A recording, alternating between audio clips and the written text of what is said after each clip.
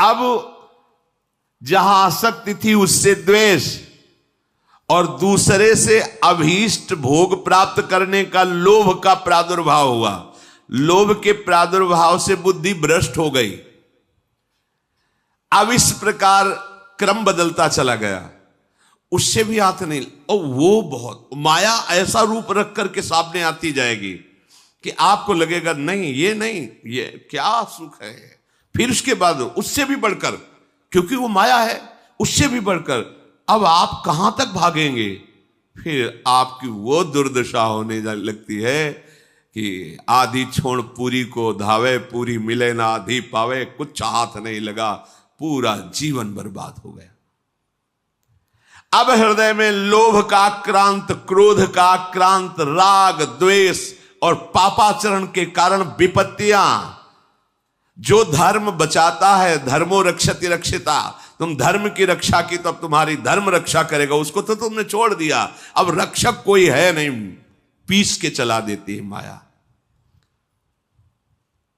चलती चक्की देख के दिया कबीरा रोए, दो पाटन के बीच में साबित बचा न कोई। तो चलती चक्की देख के दिया कमाल ठठाए, राह सहारे कील के तो बाल न बांका जाए। इस संपूर्ण सृष्टि संचालन की कील है श्री भगवान। राधा राधा कृष्ण कृष्ण कृष्ण, राह सहारे कील के तो बाल न बांका। वो सब संभाल लेंगे जो बिगड़ा हुआ है। एक बार तो आप कदम रखो अध्यात्म में। अब वो क्या करता है, सारा नाटक करने लगता है केवल अपनी वासनाओं की पूर्ति के लिए। चाहे वो धर्माचरण का नाटक हो, चाहे सेवा का नाटक हो, समाज कुछ भी, वो केवल नाटक करने लगता है अपनी वासना की पूर्ति के लिए। वो केवल नाटक करने लगता है धन के लिए। धर्म का बहाना, सेवा का बहाना, और धन प्राप्ति की चाह, वासना की पूर्ति की चाह, यही पाप चाह है और यही उसकी दुर्गति कर देती है। इसलिए अपने मित्र बनो। क्या, जब इंद्रियां आपको विषयों में फंसाने जा रहे हो, उसी समय शास्त्र की बातें, गुरुजनों की बातें तुरंत हृदय में लाओ और उसे काटो। पर यह ऐसा नहीं होता, हम फंसने के लिए राजी। ये माया ऐसी मीठी छुरी है, अपने हाथ से गला काट लोगे। ऐसा मीठा जहर है, अपने हाथ से मांग के लड़ के पालोगे। नहीं नहीं, आप मुझे दीजिए, जो होगा देखा जाएगा, ऐसा जहर है। हितैषी मित्र वही है, वही विद्वान है जो ऐसा करने से अपने को रोक ले। बहुत सुंदर प्रसंग है साधकों के लिए, अध्यात्म मार्ग के पथिकों के लिए। अगर वो ठीक से चलेगा तो जैसे आकाशवाणी होती है, ऐसे उसके हृदय में वाणी प्रकट हो जाएगी। आकाशवाणी जैसे नहीं हुई, भीम जी जा रहे थे, आगे मत जाना, युधिष्ठिर जी जा रहे, आगे मत जाना, आगे सिद्ध और देवताओं का प्रवेश है, कोई अपराध बन जाएगा। ऐसे अंदर तुम्हारे आने लगे, सावधान, अब तुमसे गलती होने वाली है। और वो ऐसी वाणी होगी जो स्पष्ट सुनाई देगी, और आप अगर स्वीकार करेंगे तो आगे बढ़ जाएंगे। किसी से पूछने का, प्रश्न का उत्तर ही नहीं, अंदर ही सब आ जाएगा। ये बहुत महिमा की बात है। जैसे आकाशवाणी होती है, ऐसे तुम्हारे अंदर वाणी जागृत हो जाए। ए सावधान, बोले यार कोई तो हृदय में रोक रहा था पर मैंने सुना नहीं, हाय सुन लेता तो आज ऐसी दुर्दशा को न प्राप्त होता। यदि आप ठीक से चलोगे तो बाहर प्रश्न करने की जरूरत नहीं, अंदर ही आपको उपदेश प्राप्त होना प्रारंभ। यह अध्यात्म मार्ग है, यह बहिर्मुख मार्ग नहीं, यह अंतर्मुख मार्ग है।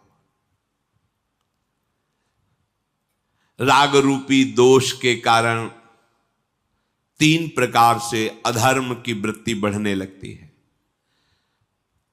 पहला है मन से पाप का चिंतन।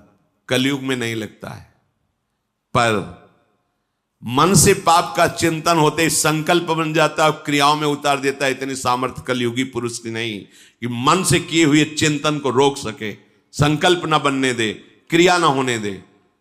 तो मन से चिंतन का पाप नहीं लगता, पर वो जब उसका चिंतन हुआ, संकल्प बना, तो क्रिया तुम रोक ही नहीं सकते। पहला है मन का चिंतन, दूसरा है वाणी का पाप, तीसरा है क्रिया का पाप। अगर इन तीनों से अच्छी तरह से अपने को बचा लिया जाए तो कभी हृदय में क्लेश बाहर से पहुंच ही नहीं सकता। बाहर क्लेश में परिस्थिति है, पर आप आनंदित हैं। अगर आपका हृदय क्लेशित है तो इन तीन में से कहीं एक भी होगा, तभी वो प्रवेश किया। या तो वाणी के द्वारा पाप हो रहा है, या आपके शरीर के आचरण के द्वारा पाप हो रहा है, या आपके मन के संकल्प पाप में बन रहे हैं। प्रवेश का अवसर मिल जाएगा, नहीं क्लेश हो ही नहीं सकता।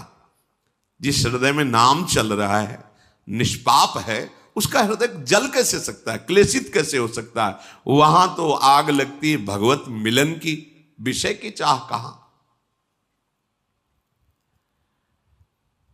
जो ऐसे नीच स्वभाव वाले पाप परायण मनुष्यों से मित्रता स्थापित कर लेता है, समझ रहे, मन से पाप का चिंतन, शरीर से पाप की क्रियाएं, वाणी से पाप की बातें बोलना, ऐसे लोगों को जो मित्र बना लेता है उसको उसी लोक की प्राप्ति होती, वही दुर्गति होती जो उसकी होती है। मित्र भी बहुत होश से बनाना चाहिए। जाके प्रिय न राम वैदेही तजिए ताहि कोटि बैरी सम यद्यपि परम स्नेही। मुझे पापाचरण में लगा रहे हो अपनी मित्रता की दुहाई देकर, ऐसा मित्र हो ही नहीं सकता। मित्र तो वो होता है जो कुपथ निवार सुपंथ चलावा, गंदे मार्ग से हटा के अच्छे मार्ग में चलाए, उसे मित्र कहते। वो तो शत्रु है, अपने को मित्र घोषित करके हमारा पतन कराना चाहता है। जो मनुष्य पापात्मा होता है उसे धर्म की प्राप्ति नहीं होती, अर्थात उसे सुख की प्राप्ति नहीं होती, अर्थात उसे बार बार विपत्तियां, दुख और पराजय ही मिलती है।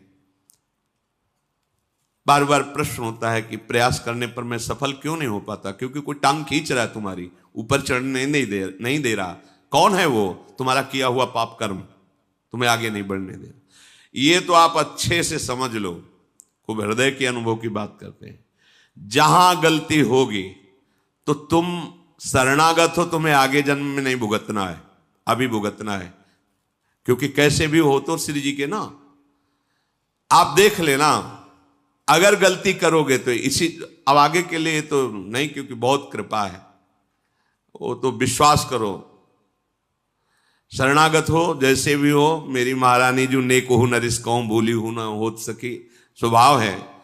पर मेरे प्रीतम का जो विधान है तुरंत भोगना होगा, तुरंत। ये जो पापाचारियों को तुरंत भोगना नहीं होता ना, क्योंकि इनको बहुत भोगना है। शरणागत को तुरंत उसका दंड मिलेगा, 2 4 6 दिन में, 10 दिन में देख लेना। अगर थोड़ी भी गलती हुई है तो आपको झुकना पड़ेगा, आपको जलना पड़ेगा, आपको रोना पड़ेगा, आपको कष्ट भोगना पड़ेगा तुरंत, क्योंकि वो ब्याज सहित आगे नहीं मिलना है। तुम शरणागत हो, तुरंत हिसाब होगा। पर जो पापाचारी जन होते हैं, वो जब पापाचरण करते हैं तो उनको तुरंत पुण्य लगा दिया जाता है उनके साथ।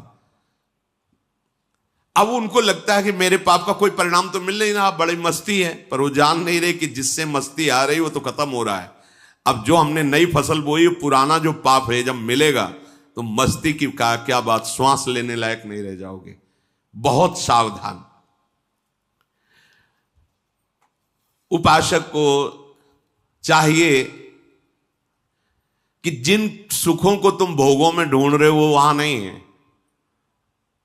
वो तुम्हारे अंदर है। सुख राशि तुम्हारा स्वरूप है। आनंद सिंधु भगवान तुम्हारे हृदय में बैठे, तभी विश्राम मिलेगा। मान लो, अगर ये बात तुम्हारी अभी समझ में नहीं आ रही तो मान के चलोगे तो समझ में आ जाएगी। सबके भीतर महासुख है, बाहर नहीं है।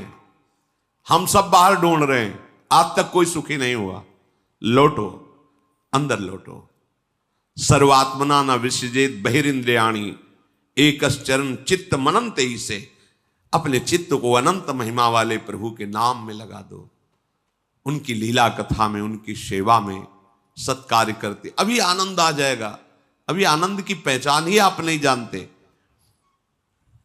तुम्हारी बुद्धि पवित्र हो जाएगी, तुम सूक्ष्म हो जाओगे, तुम्हारे सामने तत्व होगा, ये सृष्टि नहीं होगी। तभी तुम महात्मा कहे जाओगे। महात्मा उसी के आगे लगता है सर्व रूपों में अपने प्रभु का साक्षात्कार कर लेता है। वासुदेवा स्वरमिति समहात्मा सुदुर्लभा। वो दुर्लभ महात्मा है जो सब जगह अपने प्रभु का दर्शन करता है। चित्तस्य ही प्रसादेन हंति कर्म शुभाशुभम प्रसन्नात्मात्मनि स्थित्वा सुख मानन मश्नुते। जब तुम्हारा चित्त प्रसन्न हो जाएगा, सबसे बड़ी उपलब्धि हुई। चित्तस्य ही प्रसादेन, आनंद से लबालब हो रहा है चित्त। क्यों? क्योंकि आनंद का चिंतन हो रहा है। आनंद कौन है? प्रभु। मुरारी पादार्पित चित्त वृत्ति, एक एक वृत्ति से प्रभु का चिंतन कर रहा है, सब सेवाएं कार्य करते हुए।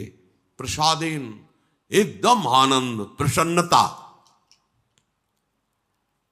अगर चित्त ही प्रसन्न नहीं है तो समस्त शुभ कर्मों का फल जो सुख आया है लौकिक, वो जलाता रहेगा, तुम्हें सुख नहीं भोगने को मिलेगा। बहुत समझिए, चित्त प्रसन्न है तो आपके पास कुछ ना होते हुए भी आप बादशाह हैं, और चित्त जल रहा है तो सब कुछ होते हुए भी आप अभागी हैं। क्योंकि जो सुख चाहिए वो तो है नहीं, सब है, पर चित्त प्रसन्न नहीं है। चित्त कभी भोगों के संग्रह से या भोगने से प्रसन्न नहीं होता, हर्षित होता है, और हर्षित का परिणाम शोकित होता है। प्रसन्नता होती, ब्रह्मभूता प्रसन्नात्मा न शोचति न कांक्षति, जिसे तत्व का ज्ञान या भगवत साक्षात्कार हो जाता है। अखंड आनंद, परम प्रसन्नता। मान लो तो आनंद का अभी आप सोच भी नहीं सकते किसे आनंद कहते हैं। जिसका अंतःकरण हर समय प्रसन्न रहता है वो अक्षय महासुख को प्राप्त होता है। जैसे किसी को अच्छा अच्छा भोजन पवा दिया जाए खूब यहां तक, इसके बाद उसको खूब भोजन रखा जाए, ऐसी तृप्ति हो जाती है। ब्रह्मादिक के भोग सब विषम लागता है। अब उदाहरण उस आनंद का तो कोई है नहीं जोड़, तो कह रहे कि जैसे कोई खूब गले तक छक जाए, इसके बाद उसको कहो कि आधा लीटर खीर और पी लीजिए, थोड़ा गुलाब जामुन। ऐसे जब चित्त में भगवदानंद होता है तो ब्रह्मादिक के भोग भी उसे कैसे लगते हैं? विष के समान। अब और कछु न सुहाय, जुगल सेवा सुख पगे। कुछ नहीं, अब कुछ नहीं, अब कछु नाथ न चाहिए। प्रभु अब कुछ नहीं चाहिए, बस अब कृत्य कृत्य भयो। ये कब होगा? यही सुख है अब पाए। वो क्या? चित्त का प्रभु के चिंतन में लगे रहना। कैसी होती है ऐसे चिंतन करने वाले की हृदय स्थिति? बोले जैसे वायु रहित स्थान में दीपक जलाया जाए तो एक तार लो, ऐसी होती है प्रसन्नात्मा का भगवत चिंतन। स्वाभाविक हर समय चल रहा है। ये न सोचे कि भावदेह की प्राप्ति हो जाएगी तो सब क्रियाएं बंद हो जाएंगी, फिर हमारा गृहस्थी का कार्य कैसे होगा? ऐसा नहीं है। आप देखो, हित सजनी के अवतार है महाप्रभु हरिवंश चंद्र जो अवतार है ना। गृहस्थी में जब तो 3 पुत्र 1 कन्या, पूरा सब भागवती को उपदेश, भागवती व्यवहार। वहीं बंचंद महाप्रभु, कृष्णचंद महाप्रभु, गोपी नाथ महाप्रभु, ये तो महाप्रभु के पुत्र। साहब देवी एक बालिका भी थी, और हित सजनी के अवतार है, तो उनको भाव प्राप्त करना है क्या? अच्छा, यहां जब वृंदावन नित्य सेवा श्री जी की प्रातः से शयन तक सेवा में कोई त्रुटि नहीं। आए हुए जनों को अब उपदेश भक्ति को कहो, जैसी विधि जाके चित रहो, लहो जो मनवांछित सफल। जैसी जैसी भक्ति सबके हृदय में सब हो रहा है ना। और है कौन? वहां भाव थोड़ी प्राप्त करो, वो तो आए ही है भाव दान करने। तो ऐसा नहीं कि इस भाव को प्राप्त हुआ वो बोल नहीं पाएगा, वो चल नहीं पाएगा, वो क्रियाएं नहीं, ऐसा नहीं। ये अलौकिक सामर्थ्य होती है। दुर्वासा जी की स्थिति से भी बड़ी स्थिति अम्बरीश जी की है। कैसे प्रमाणित करो? तो दुर्वासा जी ने कृत्या पैदा करी, अम्बरीश जी एक कदम पीछे नहीं हटे, सुदर्शन खेद लिया तो त्रिभुवन में भागते घूमे दुर्वासा जी। स्थिति यहीं से देख लो। कृत्या भयंकर ज्वालामयी अम्बरीश जी को नष्ट करने के लिए दुर्वासा ने प्रकट की और दौड़ी दुर्वासा जी की प्रेरित होकर अम्बरीश जी की तरफ। ऐसे हाथ थे दुर्वासा की प्रणाम मुद्रा, एक कदम पीछे नहीं हटे। स्थिति देखो। और जे ही सुदर्शन चक्र ने कृत्या को नष्ट किया और दुर्वासा जी को दूर से ताप, तो पूरे त्रिभुवन में भागते गए, भागना पड़ा, खड़े नहीं रहे। अम्बरीश जी का क्या कार्य रुका हुआ है? चक्रवर्ती सम्राट है, सारे कार्य हो रहे हैं और आठों पहर उनकी स्थिति केवल कृष्ण में है। सावई मना कृष्ण पदा।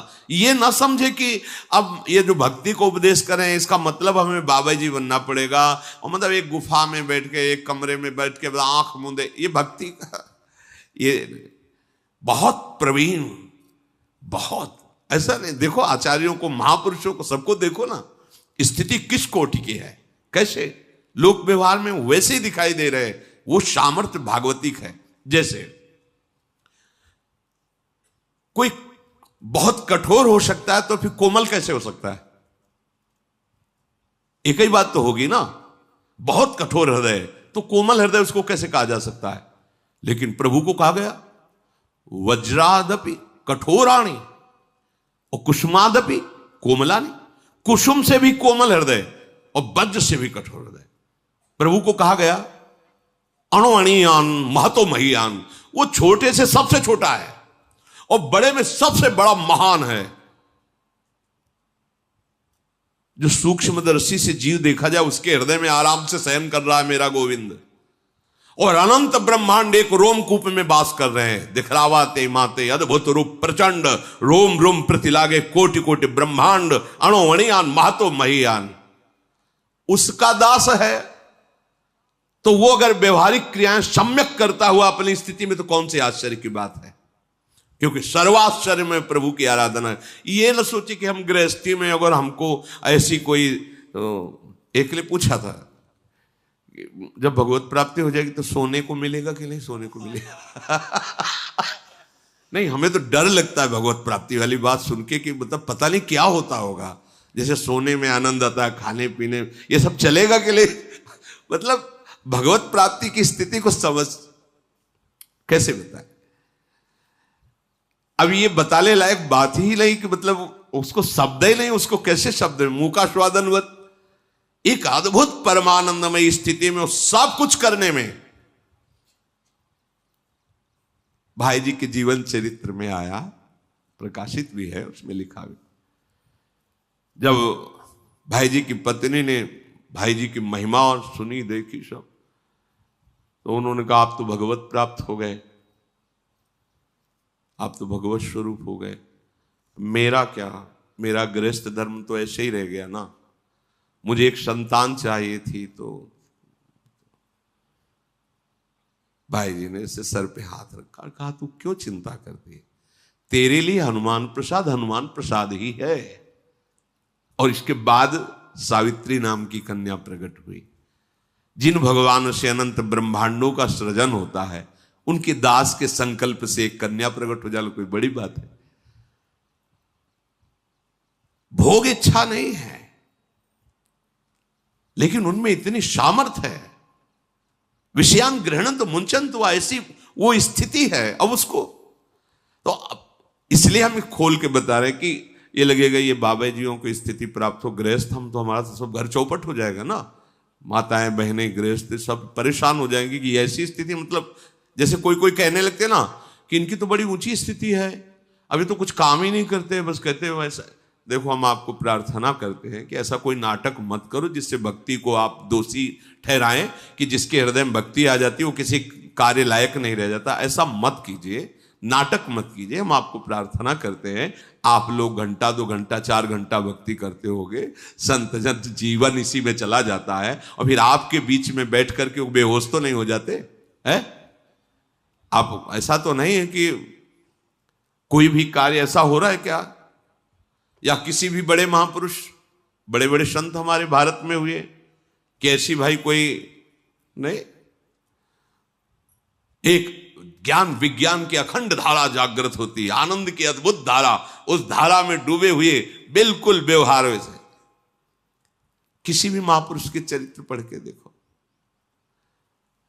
ये कभी भावना मत कर लेना कि ये ऊंची स्थिति भागवती स्थिति का मतलब है कि मनुष्य बेकार हो गया। बेकार नहीं होगा, परम प्रवीण हो गया। तुमसे अपना घर नहीं संभलता, और जब राष्ट्र का विशेष पद उसे मिलता है तो उतनी सामर्थ्य भगवान दे देते हैं, लाखों करोड़ों को संभालता है। समझो ना, तुमसे अपना घर नहीं संभलता, अपने घर का निर्णय ठीक नहीं कर पाते, वो पूरे विश्व में अपने देश की रक्षा कर रहा है और अपने देश को संभाल रहा है। सामर्थ्य किसने दी? जरा सी सामर्थ्य भगवान की उदय हुई तो राजा पूरी प्रजा की रक्षा करता है, पूरी प्रजा का पोषण करता है। सोचो, उस सामर्थ्य को जिसने प्राप्त कर लिया, सर्व सामर्थ्यशाली प्रभु को, उसके द्वारा कहीं ऐसा होगा? वो एक परमानंद की स्थिति में रहता हुआ भी सम्यक रूप से सब व्यवहार करता है। कितने ऐसे महान गृहस्थ हुए हैं जिनके सामने भगवान खेलते हैं, नरसिंह मेहता जी आदि बड़े बड़े महापुरुष। क्या ऐसा हुआ कि वो पागल हो गए, वो बावरे हो गए? वो ये जो जैसे कभी कभी एक दो आप लोगों ने बताया कि वो जब से सत्संग सुना कुछ दिन पहले से, अब उनकी स्थिति तो ऐसी कि घर का कोई कामकाज नहीं तो सब परेशान है। भैया हम हाथ जोड़ के कहते हैं, ऐसी कोई स्थिति नहीं होती, ऐसी स्थिति नाटक की होती है, ऐसा मत कीजिए। क्योंकि बड़े बड़े संतों के दर्शन किए हैं, वो अपनी सम्यक दिनचर्या रहती है, ऊंची स्थिति है, सम्यक दिनचर्या रहती। ऐसा नहीं होता कि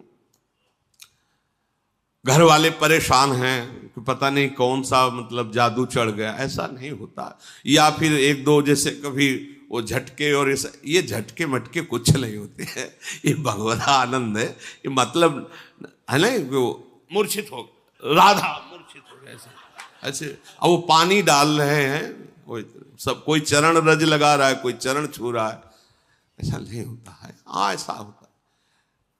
वो एक अलौकिक स्थिति है। सच्चे मार्ग से चलो, स्थिति प्राप्त हो जाएगी। वो ऐसा मत करो जिससे तुम्हारा जो सौभाग्य उदय हुआ है वो नाटक में फंसकर नष्ट हो जाए। सही मार्ग का अवलंबन लो।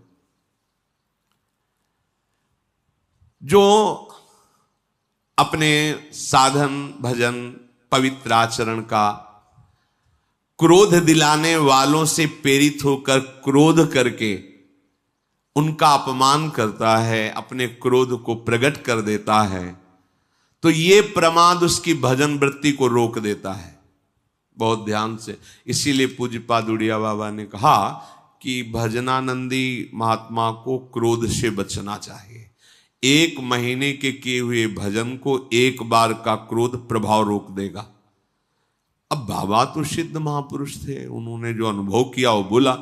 पर शास्त्र भी कहता है कि यदि आपको कोई क्रोध दिला रहा है, दिलाएंगे, मतलब ऐसे कि हमारा कोई मतलब नहीं है, पर वो जानबूझ करके आपको रोकेंगे, छेड़ेंगे, आपको परेशान करेंगे, ऐसा षड्यंत्र रचेंगे कि आपको गुस्सा आवे।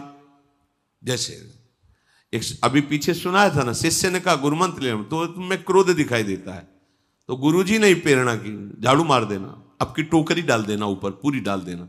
तो हमारे गुरु भगवान है, वही प्रेरित करते हैं, जाओ पीछे से बोल, बड़ा पाखंडी नीच है, देख ड्रामाबाज जा रहा है, वैसे दृष्टि जाएगी।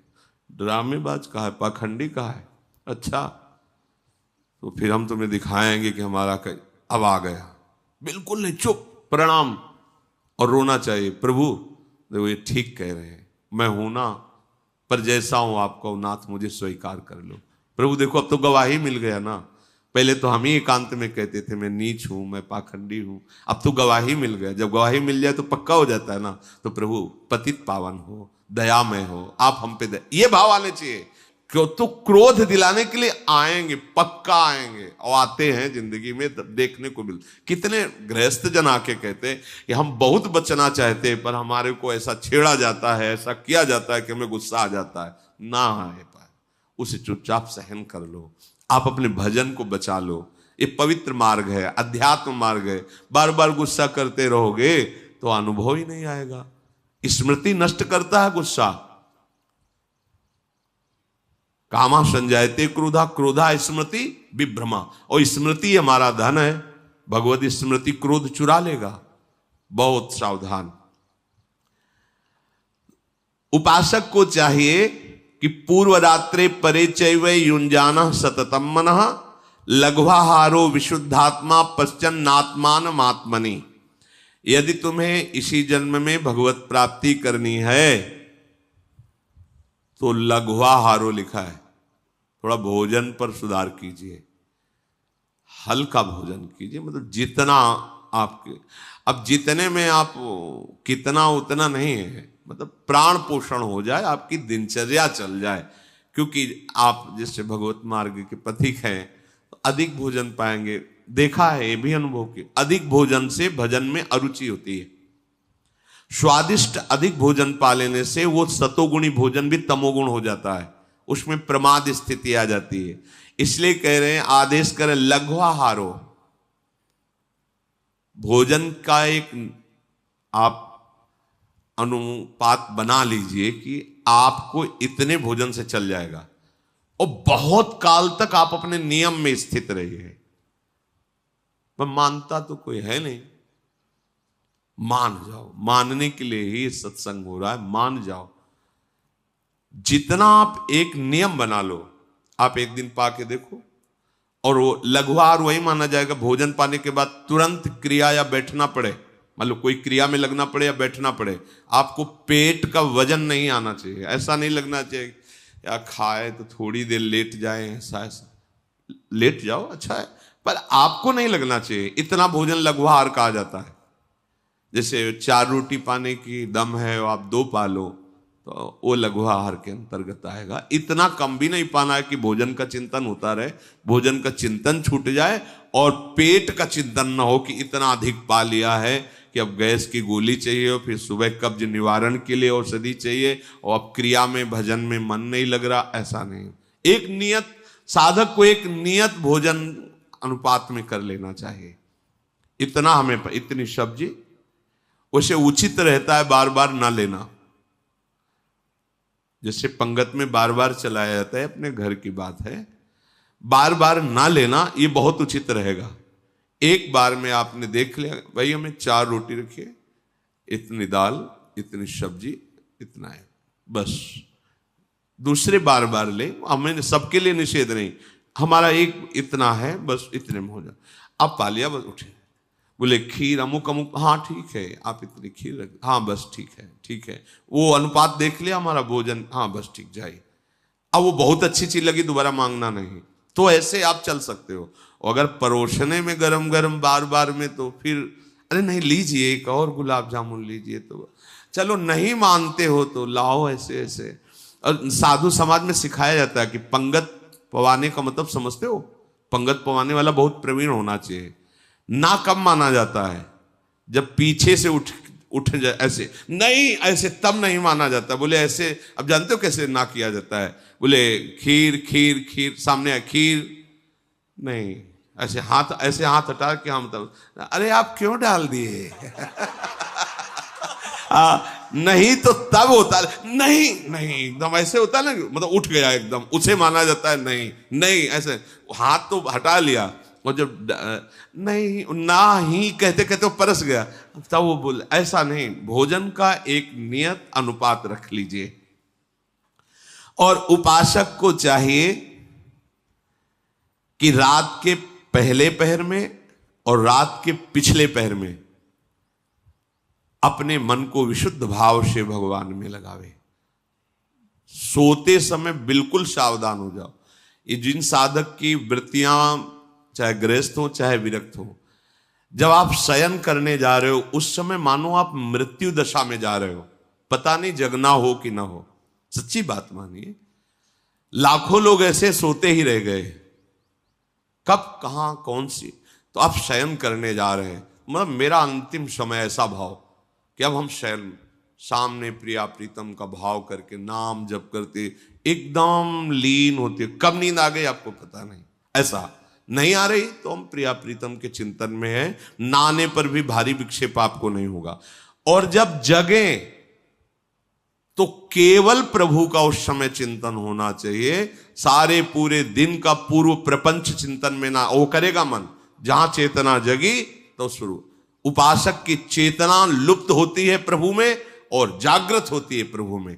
संदेश जो यहां है कि रात्रि के प्रथम पहर में और रात्रि के अंतिम पहर में, अर्थात सोते समय भगवदानंद में डूबकर सो भगवत चिंतन, और जगते समय भगवत चिंतन, तो पूरी रात्रि का समय आपका भजन हो जाएगा। ऐसा होता है? ऐसा करते हो? देख लीजिए, आप ऐसा कीजिए। खास समय सोने का जब है, पूरे दिन की दिनचर्या का परिणाम समझो, समय नाम जप करते, और बीच बीच में देखा कि कोई गलती तो हमसे आज की दिनचर्या, अगर गलती हुई तो प्रभु से क्षमा मांगिए, आगे ना हो ऐसा निश्चय कीजिए और नाम जप। और जब जगे तो कुछ क्षण अपनी सैया पे ही तत्काल बैठ जाइए, पहले नाम जप कीजिए, सब चिंतन को हटाइए, नाम जप कीजिए, फिर आप अपनी दिनचर्या में लगिए। लघुआहार रात्रि के प्रथम पहर और अंतिम पहर में भगवत चिंतन, उसे अपने लोगों को तो करना नहीं पड़ता चिंतन, आंख खुलते ही दिनचर्या में बड़ी प्रवीणता से लगना होता है, क्योंकि 4 सवा 4 बजे से सत्संग शुरू है, तो यहाँ घंटा आध घंटा पहले तो आना ही होता होगा। तो अब उसके लिए तो पहले से, अब जब 4 बजे यहाँ बैठे हो तुम, तो मतलब है कि 2-2:30 बजे से तो दिनचर्या चालू करनी ही पड़ेगी। तो उस समय से एकदम जल्दी जाऊं, जल्दी, वो चिंतन वहीं लगे, राधा के कुंज, वो वहाँ कीर्तन भजन, यहाँ है तो नाम कीर्तन। वैसे बहुत बढ़िया सौभाग्य, ज्यादा लड़ाई वाला साधन यहाँ नहीं है, ज्यादा लड़ना नहीं पड़ेगा मन से, वो ऐसी दिनचर्या को खुद भागेगा कि मुझे जल्दी करना है, जल्दी पहुंचना है, वहां बैठ के सुनना है, आदि आदि। प्रज्वलित तेज उसके हृदय में प्रकाशित हो जाता है, उसी तेज में सारे गलत विचार भस्म हो जाते हैं। ये लड़ाई नहीं लड़नी पड़ती, थोड़ा तो सही ढंग से चलो। अब जितना भी बताओ सुन लोगे, पर मन के अनुसार चलना अच्छा लगता है, शास्त्र के अनुसार चलना अच्छा नहीं। आज्ञा पालन कर लो, सच्ची बात कहते हैं, आज्ञा पालन कर लो। हमारा हंसना, हमारा खेलना, हमारा तुम्हारा दुलार करना, तुम्हारा डांटना, केवल एक ही बात, तुम्हारे मन को मैं पकड़ पाऊं। मन को पकड़ लिया ना, वो ऐसे पकड़ में नहीं होता, ये ऐसा भूत है, अभी यहां कल वहां वहां वहां, ऐसे इसका स्थान ही समझ में नहीं आता है, और वो तुम्हारे सहयोग से समझ में आएगा। तो जैसे ज्यादा इससे बैर भी नहीं किया जा सकता, क्योंकि हमें इसी से भगवत प्राप्ति करनी। बात ये भी समझो, इसी से हमें भगवत प्राप्ति करनी।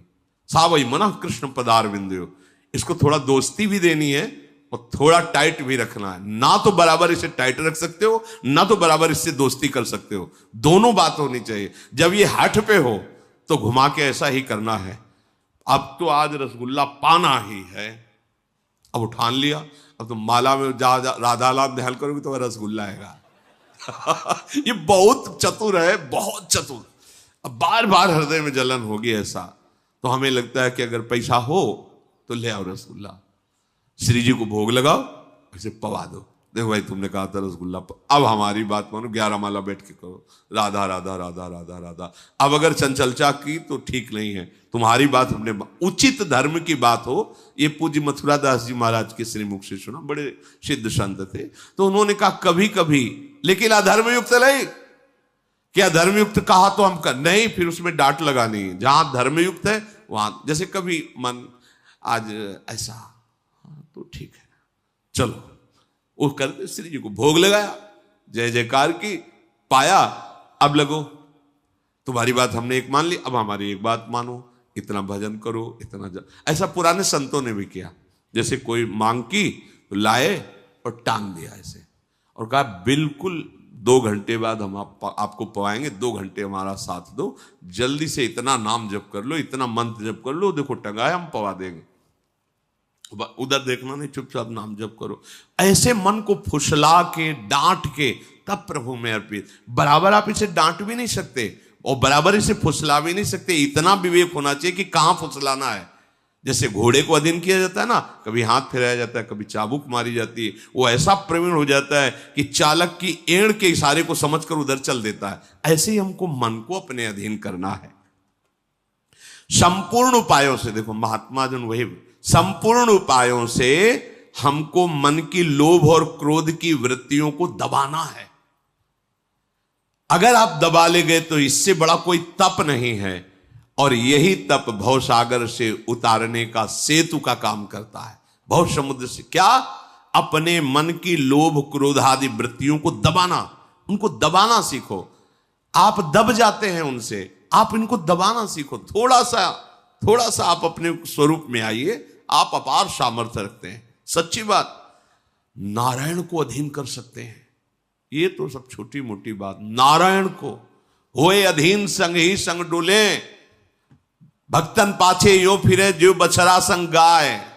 समझो, आप में इतनी सामर्थ्य है कि आप अपने प्रेम बंधन की डोरी में प्रभु को बांध सकते हैं। पर आप अपनी सामर्थ्य को भूलकर इंद्रिय और विषय में इतना लीन हो गए कि आप रोने लगते हैं, निराश हो जाते हैं। अब हम जी नहीं सकते, अब हमें भोग चाहिए, हमें बहुत कमजोर हो गए। ये सत्संग आपको इसीलिए श्री जी सुनवा रहे हैं, आप बलवान बने, आप भगवत अंश हैं। अपनी इंद्रियों को निर्विषय करते हुए सच्चिदानंद प्रभु की प्राप्ति इस जन्म में करनी ही करनी है।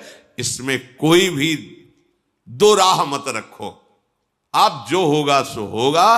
अब इस जन्म में प्रभु से मिलना है, एक बार ठान लो, प्रभु से मिलना है, सब ठीक हो जाएगा।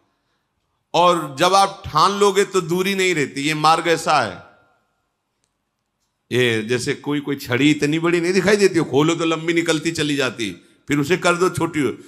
ये देहाभिमानियों के लिए बहुत लंबा मार्ग है, जन्म जन्म। और शरणागतों के लिए बिल्कुल छोटी छड़ी की तरह समिट जाता है, ऐसे प्रभु मिल जाते। इन्हीं नयनन सब सुख देखे। बहुत दूर है, बहुत कठिन है भगवत प्राप्ति। किसको? मुझे। लेकिन आपको तो आपके अजात पक्षायु मातरम खगा शरण में हो जाओ और पुकारो राधा राधा, मंगल हो जाएगा।